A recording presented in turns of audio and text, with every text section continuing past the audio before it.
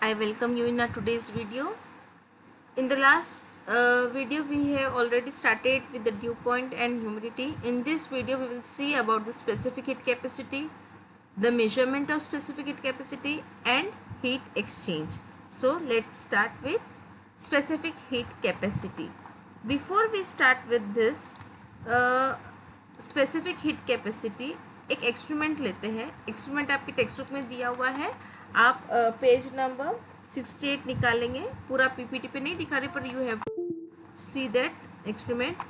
अब यहाँ पे मैं क्या लेती हूँ, एक बाउल लेती हूँ. ठीक है, उसको मैं 100 डिग्री सेल्सियस तक क्या करती हूँ, बॉईल करते हैं. ठीक है, अब एक बॉईल बहुत बड़ा बाउल लिया, बीकर लिया या बाउल लिया, उसको मैंने 100 डिग्री सेल्सियस तक क्या कर दिया, बॉईल कर दिया. ठीक है, 100 डिग्री सेल्सियस तक बॉईल करने के बाद मैं उसके ऊपर उसके अंदर एक ही वेट, ठीक है, एक ही मास के क्या करते हैं, 3 आयरन, कॉपर और लीड के बॉल लेते हैं. जैसे ये आपका क्या हो गया, एक बीकर है, इसके अंदर मैंने क्या कर दिया है, पूरा फुल ऑफ वाटर कर दिया है. ठीक है, फुल ऑफ वाटर होने के इसको अपन वेट अ मिनट, हाँ, इसको मैं फुल ऑफ क्या कर देती हूँ, बीकर को वाटर से क्या कर देते हैं अपन, भर देते. इसको मैं 100 डिग्री सेल्सियस तक क्या कर देती हूँ, कंटिन्यू हीट करते हैं. ठीक है, और ये जो बॉल है, एक मैं क्या ले रही हूँ, आयरन का लेते हैं अपन. ठीक है, एक कॉपर का लेते हैं और एक लीड का लेते हैं. तीनों का मास क्या लेती हूँ, मैं सेम लेती हूँ. तीनों का जो टेम्परेचर रहेगा बिफोर मैं पानी में डालने से पहले, तीनों का टेम्परेचर भी मैं क्या करती हूँ, सेम कंसिडर करते हैं. अब ये बॉईल किया मैंने 100 डिग्री सेल्सियस तक, इसको मैंने बॉईल किया. अब ये एक वैक्स का स्लैब लेते हैं, पूरा वैक्स का क्या कहता है, बेड ले लिया, यानी पूरा वैक्स से भरा हुआ है. अब यहाँ पे ये एक आपका आयरन का तुरंत ही निकालूंगी और इसके ऊपर डालूंगी. ठीक है, उसके बाद कॉपर का डाला, ये यहाँ से निकाला, और एक समझो ये बेड है तो उसके अंदर ये बेड के ऊपर क्या दिया, वैक्स के बेड के ऊपर डाल दिया.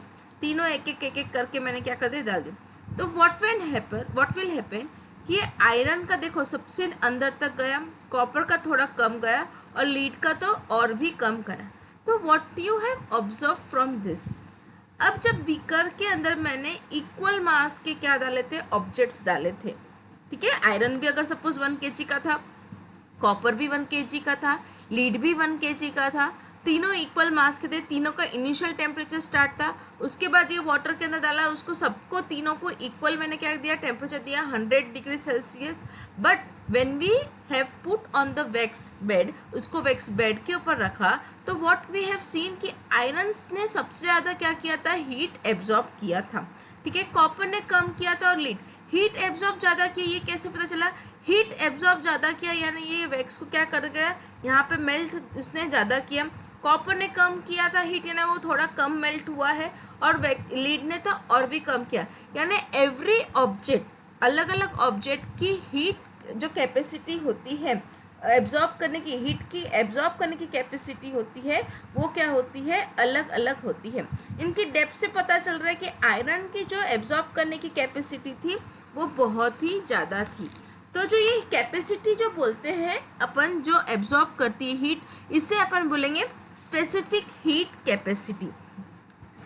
The amount of heat energy required to raise the temperature of a unit mass of an object by 1 degree Celsius. अब ये जो आपको है 1 डिग्री सेल्सियस से इंक्रीज करता है, इसे बोलेंगे specific heat of that object. जो ये ऑब्जेक्ट है उसका क्या रहेगा, ये स्पेसिफिक हीट होता है.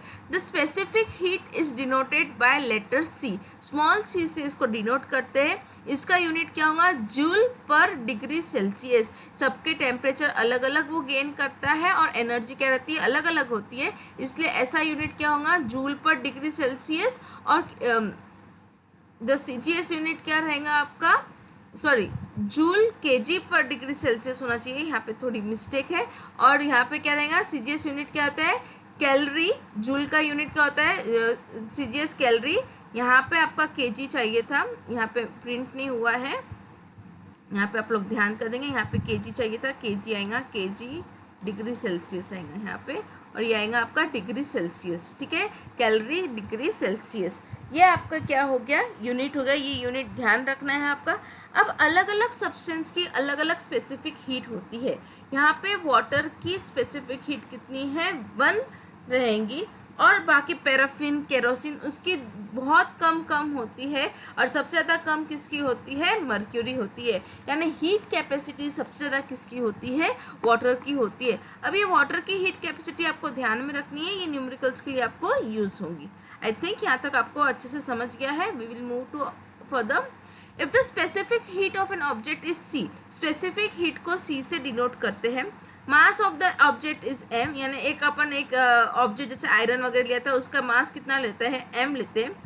And if the temperature of the object is raised by del T, यानी डिफरेंस द टेम्परेचर अगर अपना कितना था 15 डिग्री सेल्सियस है सपोज, ठीक है, और उसमें कितना हो रहा है 16 डिग्री क्या हो रहा है या 18 डिग्री क्या हो रहा है, रेज हो रहा है, ठीक है, 18 डिग्री रेज हो रहा है, 15 से क्या हो रहा है 18 डिग्री रेज हो रहा है, तो उसमें इंक्रीज हो रहा है ऑब्जेक्ट के टेम्परेचर क्या हो रहा है, रेज हो रहा है, तो हीट एनर्जी एब्जॉर्ब करता है। हीट गेन का फॉर्मूला होगा m इंटू सी, यानी m is equal to mass of the object, ये mass of the object, C is the specific heat जो हीट अपन दे रहे हैं, ठीक है, specific heat of an object जो हीट अपन स्पेसिफिक हीट होट रहेंगी वो सब्सटेंस की वो, और जो टेम्परेचर रेज हुआ है उससे अपन बोलेंगे डेल टी, यानी जो difference between the two temperature रहेगा उसे अपन बोलेंगे डेल टी डिग्री सेल्सियस। तो यहाँ पे कितना होगा 15 और 18 है, 18 माइनस 15 इज 3, तो यहाँ पे डेल टी कितना होता है 3 डिग्री सेल्सियस होता है।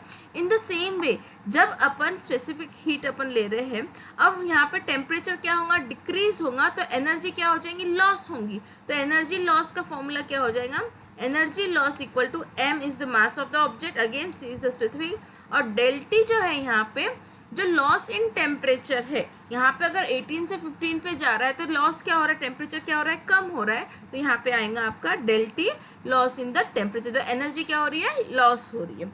Now we will see about the next heat exchange. यहाँ तक आपको अच्छे से समझ में आया होगा, नहीं आया होगा तो फिर से एक बार स्टूडेंट्स आप लोग एक बार वीडियो देख सकते हो। Now heat exchange. अब हीट एक्सचेंज कहाँ होती है, अब ये एक मैंने क्या कर दिया है, बॉक्स ले लिया है, एक ये आइसोलेटेड बॉक्स ले लिया।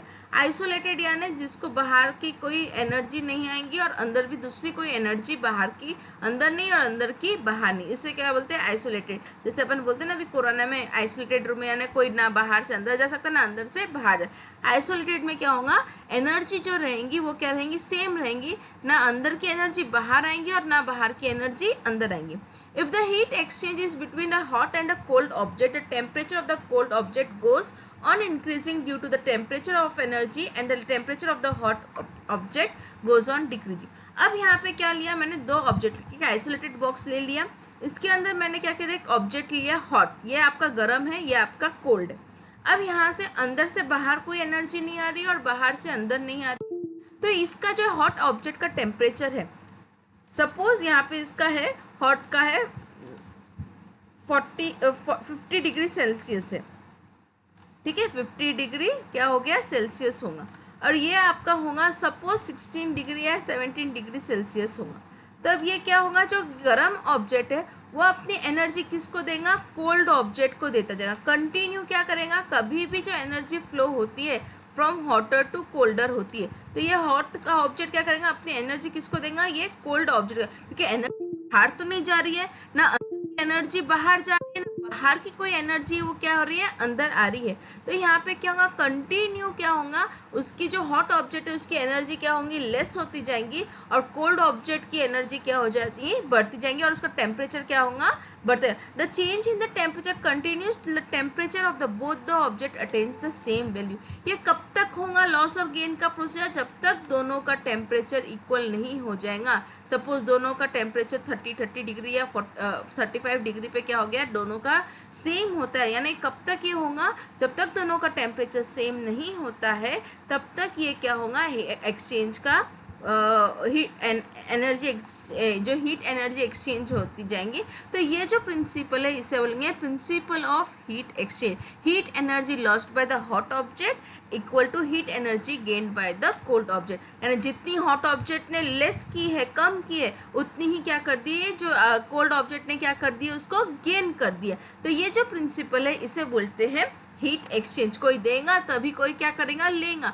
यानी देना और लेना क्या होगा, इक्वल होता है। वैसे ही ये क्या होगा, जो एनर्जी और एक दे रहा है और एक ले रहा है, इस प्रिंसिपल को अपन बोलेंगे principle of heat exchange. Now the last topic of this chapter, measurement of specific heat, mixing method and calorimeter।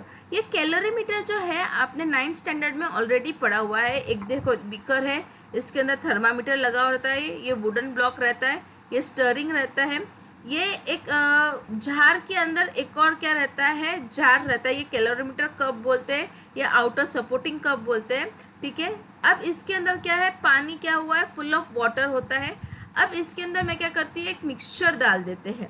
ये क्या होता है, ये अपन ने 9th स्टैंडर्ड में पढ़ा है, मुझे एक बार आपको बताने की ज़रूरत नहीं है, पर आपको ध्यान आ गया होगा, कैलोरीमीटर आपने 9th स्टैंडर्ड में पढ़ा है। कैलोरीमीटर में क्या होता है, the specific heat of an object can be measured using the mixing method. ये मिक्सिंग मेथड से क्या करते हैं, अपन स्पेसिफिक हीट क्या कर सकते हैं, मेजर कर सकते हैं। फॉर दिस कैलोरीमीटर अपने को ये मिक्सिंग मेथड के लिए अपन क्या करते हैं, कैलोरीमीटर का यूज़ करते हैं। इफ अ हॉट और solid object is put in the water in a calorimeter, एक कोई भी ऑब्जेक्ट है, ठीक है, उसको कहाँ करते हैं, ये जो आप कैलोरीमीटर के अंदर देखो नीचे पानी दिख रहा है आपको, तो यहाँ पे अगर अपन डालते हैं, ठीक है, ये आपका क्या हो गया, एक मटेरियल हो गया, ये देखो ये फुल ऑफ क्या हो गया, आपका वाटर भरा हुआ है। एक कोई भी एक हॉट ऑब्जेक्ट क्या कर दिया है मैंने, इसके अंदर ये वाटर के अंदर क्या कर दिया है, डाल दिया हुआ है। Heat exchange between the hot object and the water calorimeter starts. अब यहाँ पे टेम्परेचर दिया है या थर्मामीटर दिया है, जैसे ही हॉट कोई ऑब्जेक्ट में इसमें डालती हूँ, वाटर का कुछ टेम्परेचर होगा, तो ये क्या करेगा, जो हॉट ऑब्जेक्ट है वो क्या करेगा, अपनी हीट क्या कर देगा, एक्सचेंज करेगा। किसके साथ एक्सचेंज करेगा, अभी अपन ने पढ़ा है हीट एक्सचेंज प्रिंसिपल। तो जो हॉट है वो क्या करेगा, लूज करेगा, और जो कोल्ड है वो क्या करेगा, गेन करेगा। ये दोनों एक दूसरे को वाटर गेन करेगा, और जो आपका हॉट ऑब्जेक्ट है वो क्या करेगा, लूज करेगा। कब तक करेगा, जब तक वो दोनों क्या हो जाएगा, equal temperature, the water and the calorimeter becomes equal. जब तक दोनों जो मिक्सचर है वो क्या होगा, इक्वल नहीं होगा, तब तक ये प्रोसीजर क्या रहेगा, चलता ही रहेगा। यानी ये जो हॉट ऑब्जेक्ट है वो अपनी एनर्जी क्या करेगा, देता जाएगा, और ये जो वाटर है वो एनर्जी क्या करेगा, लेता जाएगा। तो यहाँ पे आखिरी में क्या बनता है, आपका एक फॉर्मूला बन जाए, heat lost by a solid object equal to heat gain. जो आपका सॉलिड ऑब्जेक्ट है, ठीक है, जो अपने कुछ मटेरियल ले रहा है, वो क्या होगा, heat gain by the water in calorimeter, जो वाटर ले रहा है, और heat gain by the calorimeter, यानी ये जो ये आपका बीकर है वही उसका क्या हो जाएगा, टेम्परेचर होगा, ठीक है। तो हीट लॉस के अपन जो हीट लॉस देगा वो कैसे गिनेंगे, क्यू से, अपन एनर्जी है इसलिए अपन क्या होगा, क्यू से क्या करेंगे, डिनोट करेंगे। अब मास of the objects, specific heat, यहाँ पे मल्टीप्लिकेशन का साइन नहीं आया, सॉरी, यहाँ पे मल्टीप्लिकेशन आएगा, यहाँ पे भी क्या आएगा, multiplication. Mass of a solid object into specific heat into decrease in temperature. अपने लास्ट इसमें ही पढ़ा है कि एनर्जी जो अपने हीट एनर्जी लेस और गेन का दिया था वो क्या हुआ था, equal to m into C into del T. जो डेल टी था वो क्या था, टेम्परेचर का गेन और लॉस के लिए अपन ने ये फॉर्मूला लिया था। यही formula mass of solid object into specific heat into decrease in its temperature, ठीक है। अब जो अगर गेन होगा तो यहाँ पे भी क्या आएगा, मल्टीप्लिकेशन आएगा, और यहाँ पे भी क्या आएगा, आपकी मल्टीप्लिकेशन की साइन आएंगे, इंक्रीज इन द टेम्परेचर। यानी जो Q1 Q2 रहेगा वो क्या होता है, एक तो हीट गेन कर रहा है और एक हीट क्या कर रहा है, लॉस कर रहा है। तो दोनों का टोटल Q कितना हो जाएगा, Q is equal to Q2 plus Q1। यानी एक जन क्या कर रहा है, हीट गेन कर रहा है, और एक क्या कर रहा है, हीट लॉस कर रहा है। तो Q टोटल हीट एनर्जी रहेंगी, Q is equal to Q2 plus heat lost by the hot object equal to heat gained by the calorimeter plus heat gained by the water. Using this equation, if the specific heat of the water and the calorimeter are known, the specific heat of the solid object can be calculated. यहाँ से अपन specific heat of a solid object, कोई भी एक solid object रहेगा उससे अपन क्या कर सकते हैं, gain कर सकते हैं. So we have completed here this chapter numericals. We will see in our next video. Till then, thank you.